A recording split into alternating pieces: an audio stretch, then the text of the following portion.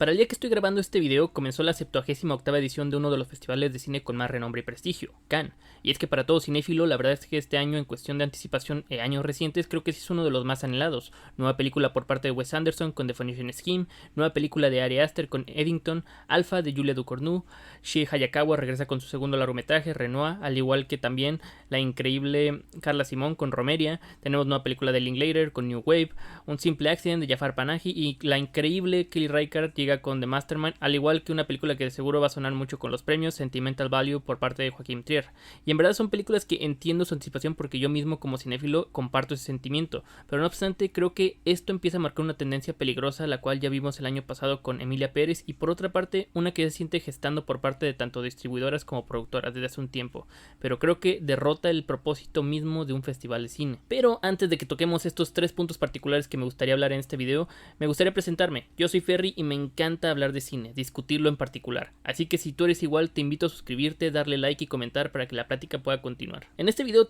trataremos tres puntos en particular. El primero es el hype de los festivales y cómo crean este canon imbatible para el resto del año que incluso permea al año siguiente. Luego, el cómo este festival tan renombrado se jacta de ser un festival internacional y tiene ese estatus tan grande, pero su selección realmente no refleja dicho estatus. Y por otra parte, el cómo productoras y distribuidoras que se pintaban como alternativas, ya sea una A24 o una Neon, ahora toman el festival con un modelo de promoción más que un modelo de adquisición y de encontrar nuevos talentos. Primero hablemos del canon imbatible que se crea. Si estás crónicamente en línea y siguiendo estos festivales, sabes que voces de ciertos críticos y periodistas tienen cierto peso durante esta temporada, pero su enfoque, más allá de acercarlas al público objetivo o desmenuzarlas por lo que son, terminan siendo más bien sus perlas preciadas para jugar a la quiniela durante esta temporada de premios, ya que más allá de impresiones generales o análisis sobre la obra, terminan siendo más una candidatura a la temporada de premios mucho antes de que siquiera empiece la temporada de premios. Estoy seguro que han escuchado varios de esos comentarios como fulanita de tal debería estar en la conversación de mejor actriz el año que viene,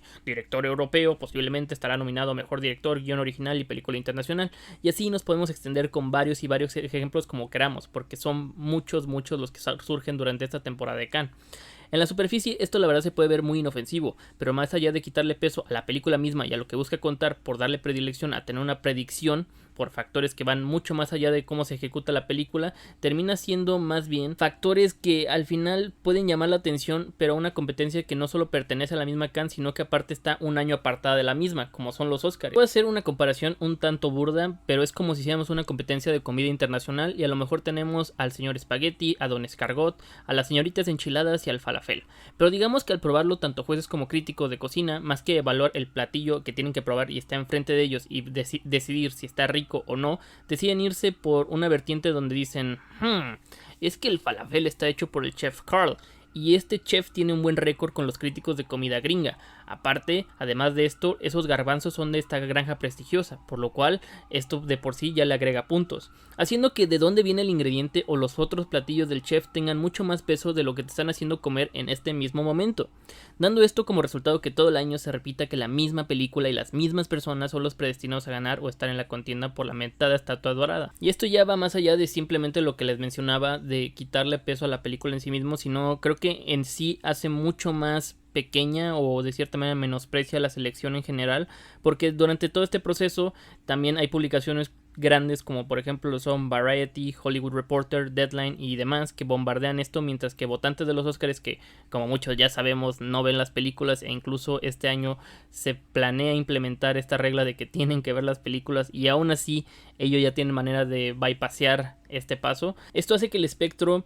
no solo se reduzca en cuestión de la competencia, sino también de la curiosidad, y no me atrevo a decir solo del espectador común, que ya sabemos que a lo mejor ven, por decir algo, 3 o 4 películas al año de los grandes estrenos, o durante la temporada de premios de los Oscars se avienta estas 2 o 3 películas que dice, he escuchado que son muy buenas, pero si no también me refiero al mismo cinéfilo. Creo que igual reduce ese espectro de curiosidad porque es muy fácil ser seducido y querer entrar en este juego de adivinar todo el año entre las 5 opciones presentadas cuál será la gran ganadora del año. Punto ya lo tocaremos un poco más cuando estemos hablando sobre el estatus de Festival de Cine Internacional, pero creo que de la misma manera también afecta la forma en cómo percibimos no solo las películas, sino cómo percibimos el mundo y el cine de ciertos países a partir del mismo. Y por una parte creo que tampoco es como algo totalmente nuevo, sino es algo que ya se veía, pero creo que hoy en día con las redes sociales y demás es mucho más accesible ser parte de esta contienda de premios y de juegos, por así llamarlo, que incluso a las películas mismas, y de por sí eso ya me parece preocupante,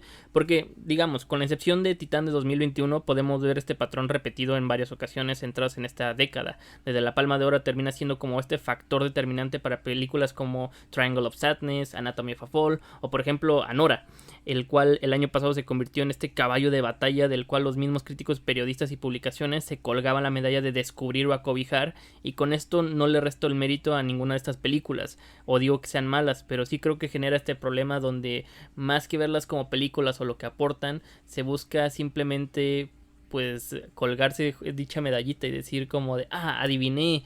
mira, ganó porque yo tengo buen gusto, por así decirlo, más que genuinamente ver qué es lo que te trata de contar la película. Y a lo mejor llevo hablando todo este rato y dirás, ¿cuál es el problema? Pues mira, yo creo que para empezar crea esta anteojera de caballo donde cierra el espectro, como ya lo había mencionado, al espectador, primero, más que nada. Pero no solo al espectador, sino creo que al cineasta mismo, ya que el único foco se encuentra en estas cintas encomendadas como futuras galardonadas, ya sea por la narrativa que es más alrededor de la película que la misma película, lo cual creo que genera el hecho de que puede causar este efecto donde encajonas a los cineastas a pues simplemente trabajar o buscar hacer cierto tipo de películas para poder entrar en este grupo tan reducido, pero aún en un festival de tanto prestigio, renombre y que puede representar una increíble oportunidad tanto para la vanguardia como para lo emergente, limita mucho la puerta de entrada, que justo vamos a hablar de eso en este segundo punto. Y es que mi segundo problema es que se ha perdido absolutamente la misión de un festival de cine. Para quien desconozca un poquito del proceso de hacer una película, pues uno va, escribe su guión, junta los fondos para poder realizarlo, su crew lo filma, lo edita y después determinas qué quieres hacer con el mismo. Esto es aquí resumiéndolo mucho a cuentas y obviamente brincándonos varios pasos que de seguro aparecen en el camino de las complicaciones, pero básicamente determinas qué hacer con el mismo, si ya sea llevarlo a los festivales siendo la ruta más transitada, especialmente para el terreno independiente, para así poder conseguir dicha distribución a través de un agente de ventas. Y ahora no digo que esto haya desaparecido, pero me parece muy preocupante que distribuidoras y productoras como por ejemplo, ya lo mencioné, ya sea A24 y Neon, que mínimo que el colectivo cinéfilo los tiene como en esta cuestión de que son esta vanagloriada epítome del cine independiente, parece que están cambiando sus tendencias.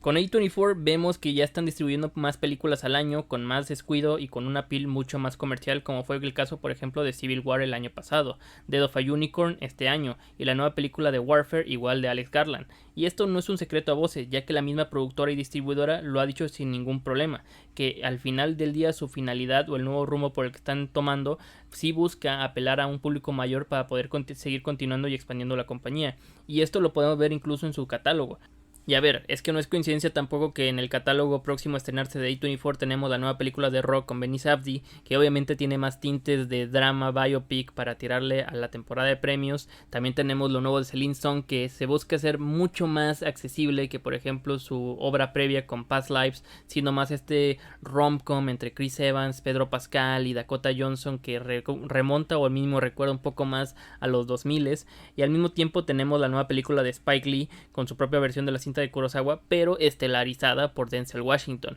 Y de ahí tenemos muchos más ejemplos. O sea, simplemente una de las grandes estrellas o la última gran estrella de cine que se ha gestado en los últimos años, Timothée Chalamet, ahora trabajando con el otro hermano Safdie en Marty Supreme, todo indica o todo nos muestra que al final del día la compañía se está yendo por un rumbo totalmente distinto. Y esto no es con buscar satanizar o al mismo tiempo tender un juicio sobre las mismas películas que ni ustedes ni yo hemos visto. Pero no obstante, sí encuentro preocupante que pasamos de que el Festival de Cine fuera este espacio donde estas productoras descubrían proyectos para poder adquirir y distribuir y por ende les daba oportunidades a elevar estos talentos y películas, contrario a que ahora usan estos espacios para promover como ya lo tienen adquirido o producido. Y esto, a la hora de que ya terminó el festival de cine, pueden decir que es un punto totalmente refutable por la exorbitante cantidad de títulos que Neon adquirió durante la competencia, pero creo que ese es el factor determinante que hay que recordar y hay que enmarcar. se hizo a partir de la competencia, de mantener una racha donde si existen 7 nominadas a ser la ganadora de la Palma de Oro y tú adquieres 5, pues buscas asegurar la presea para poder detener y mantener dicho prestigio. Pero yo los invito a que ya sea revisen o recuerden los títulos que Neon ha adquirido y estrenado, con su mayoría estrenos muy pobres o limitados al mínimo para ser nominados al Oscar. Cintas como por ejemplo la primera que se me viene a la mente, La Quimera, Broker. Y esas son las que tienen proyección de a lo mejor pueden ser nominadas a cierto premio o algo por el estilo. Pero ya ni siquiera hablemos de las películas que no tienen proyección alguna, como incluso este mismo año, Hell of a Summer, The Actor, The End. Bueno, ya está el punto de que si entras a la página de Neon, la película que tenían de Chris Stockman, el youtuber convertido en cineasta, Shelby Oaks, ya tenía fecha de estreno para octubre. Y ahora si te desplazas a través del sitio no puedes ni siquiera encontrarla porque ya el enfoque está en Alpha de Julia Ducournau, porque claramente esa puede tener más oportunidades para premios. Y a lo mejor al mencionar esto se preguntarán el por qué no le hago la misma crítica a Movie, que también estuvo adquiriendo varios títulos, y al final del día podríamos decir que pasa algo similar o lo mismo. Y aunque creo que sí podemos trazar ciertos paralelos, creo que su modelo, a pesar de no ser el predilecto para el cinéfilo mamador, a excepción de casos como por ejemplo Bird de Andrea Arnold, que fue adquirida pero no en todos los territorios, y al final del día muchos están a la espera de poder verla, ya que ciertas distribuidoras no han distribuido esa película en particular, pues sí podemos decir que la mayoría de esos títulos que fueron adquiridos durante Cannes, lo más seguro es que llegarán a verlos ya sea en salas de cinearte o en la misma plataforma, que repito, ideal no es, más tomando en cuenta la accesibilidad de ciertos territorios con este tipo de salas, pero al final el punto se cumple donde se busca llevar el arte al espectador e incluso a territorios menos representados, contrario a por ejemplo Neon, que solo busca distribuirla en Estados Unidos, y repito, ya ni siquiera en Estados Unidos, simplemente en Nueva York y Los Ángeles fue un fin de semana para poder ser clasificados a la hora de la temporada de premios, que repito, me parece un tanto absurdo que luego lleguemos a hablar sobre estas películas y digamos, es la mejor película de tal año, cuando al final del día la han visto 10 o 15 peleles durante todo el año y el resto de nosotros la veremos al final del día a mediados del próximo año. Y repito, no solo es nosotros en México, nosotros en Colombia, nosotros en tal lado, me refiero a la mayoría del mundo no podrá ver estas películas hasta posiblemente el año siguiente. ¿Cómo vas a llamarle mejor película del año a algo que prácticamente nadie vio? Y no fue por el hecho de que no quisieran verla, sino porque no se les hizo accesible el verlo. Y a ver, no es necesariamente un problema por el momento, pero me parece una tendencia peligrosa tanto el centralizar como al mismo tiempo romantizar estas compañías, más con esa tendencia de que por sí ya hemos visto cómo deja de lado ciertas producciones, particularmente con talento afroamericano de lado. Mi tercer y último problema creo que es el más prevaleciente y es uno que salió a relucir el año pasado para la comunidad hispanohablante, y es que no es exclusivo de Cannes, pero esta visión eurocentrista que moldea la percepción no solo del cine internacional sino también de ciertas realidades. ¿A qué me refiero? Aun cuando muchos buscamos olvidar a la infame Emilia Pérez, su discusión fue benéfica para destacar este punto. Si el narcotráfico y sus problemáticas son abordadas por mexicanos, a lo mucho puedes que llegamos a ser seleccionados dentro de estos festivales, pero no recibir la misma visibilidad hecha por un europeo. No obstante, el tema no simplemente se relega a la visibilidad, sino también a algo que yo creo que es aún más grave, que termina siendo la percepción. Porque también, seamos honestos, para los mexicanos la cinta no fue ni una noticia, ni una crítica, ni una innovación en ningún sentido sobre el tema, ya que es algo que se aqueja todos los días y se ve todos los días dentro de las noticias. Pero para el extranjero, me atrevo a decir que tampoco fue esta revelación de una problemática que jamás habían escuchado, o destacar personajes de nuestro país como las madres buscadoras, hasta el punto que el discurso de odiar fue cambiando con el tiempo conforme la película se iba mostrando, y reforzado igualmente por su coestrella Zoe Saldaña, que solo era una película sobre 3 mujeres, contrario a lo que en verdad nosotros notábamos sobre nuestro país. Y no obstante, se siguió reforzando estereotipos, representando un país que no se asemeja nada al mismo, y donde el idioma, costumbre, cultura y problemas son solo el fondo para que alguien lo tome como algo exótico y mercantilizable. Y a ver, uno podría decir, es que simplemente es porque les tocó fibras sensibles con Emilia Pérez y por eso estás haciendo este video, que a ver, es una de las principales razones, pero el problema no se relega simplemente al público hispanohablante o siquiera simplemente a México. Lo vemos también en otros festivales y en otras películas, como por ejemplo Io Capitano, donde la migración africana es un tema banal desde un inicio. De cierta manera sigue una fórmula muy similar a la misma que hizo Odiart. Es un italiano que graba, romantiza Senegal como si no hubiera ninguna razón para emigrar, y en realidad fuera solo un capricho de alguien que quisiera volverse famoso o simplemente salir de su país y entrar en una aventura. Y a ver, a pesar de que pongo en tela de duda y al mismo tiempo las problemáticas sobre lo que yo pienso sobre el festival, tampoco hay que hacernos de oídos sordos o también los que al final del día se limpian las manos, porque hay que reconocerlo, la gente de la TAM por mucho tiempo nos hemos tanto rehusado como burlado y al mismo tiempo hemos sido apáticos al tema de la representación, porque ha sido percibido como algo meramente estético o el famoso pandering, donde solo por contar con un actor o un creativo de un grupo minoritario deberíamos llamarnos la atención, pero creo que eso es lo de menos. El problema es que todo esto crea una percepción que ya lleva instaurada por mucho tiempo, que el cine europeo es la epítome mundial porque es seleccionado en todos estos festivales, donde limitados lugares se deja para ciertas obras del resto del mundo, como si no fuera tan bueno o merecido de ese foco. Véanlo de esta manera, si la mayoría de las películas que te vienen diciendo el año, como ya lo estuvimos mencionando a través del video, son las mismas películas, y dentro de esas mismas películas constantemente son las mismas películas gringas y europeas, uno fácilmente hace la correlación de decir, ese es el cine que vale la pena, ese es el cine de premios, ese es el cine de prestigio. Y cuando llega a ver alguna película como de nuestra zona, ya sea de Chile, de Argentina, de Colombia, de México, de otros países o inclusive de África, es la que finalmente o la que tuvo el milagro de haber salido, como encapsulando toda una región y todo un cine al final dentro de solo una película, cuando en realidad hay mucho cine valioso dentro de estas regiones, aún con las varias complicaciones que las mismas regiones tienen para poder sacar este tipo de cine, ya sea el cine latinoamericano, cine asiático o cine africano. Aquí les tengo simplemente a la mente el hecho del cine argentino, que particularmente yo siento que hoy en día es una de las capitales creativas más grandes dentro de Latinoamérica, con proyectos impresionantes, creativos, innovadores y al mismo tiempo que no desentonan en cualquier selección oficial de cualquier festival de cine internacional. No obstante, aún así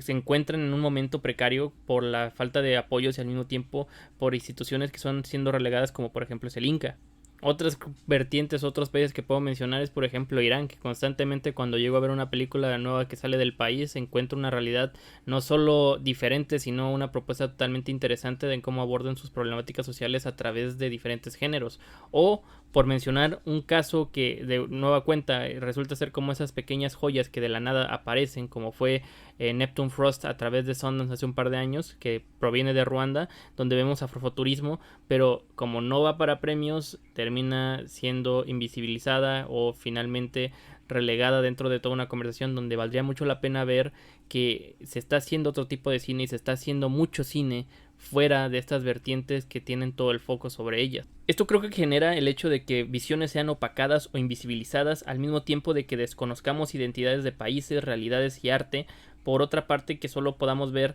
y alabar cierto cine bajo la dirección de personas que nunca han vivido esas regiones o esas experiencias y que no les importan más allá de lo estético y al mismo tiempo de lo exótico. Y se lo repito nuevamente, creo que si hablamos de proyectos, de nombres y al mismo tiempo de las películas que se vienen a partir de este festival, claramente hay varias que yo digo, quiero ver esa película, me llama mucho la atención, ojalá se estrene y demás, pero eso no obstante no quita el hecho de que hay cosas que se podrían hacer mejor, se podrían corregir y que al mismo tiempo me parece un tema muy comprometedor para el futuro tanto de creadores como de audiencias. Pero finalmente díganme qué es lo que a ustedes les parece. ¿Les parece preocupante? ¿Qué les parece todo este tema alrededor sobre las películas y lo que pasa en los festivales de cine internacional? Y si podemos, sigamos la conversación aquí en los comentarios. Mi nombre es Ferry y nos vemos en el siguiente video. Bye.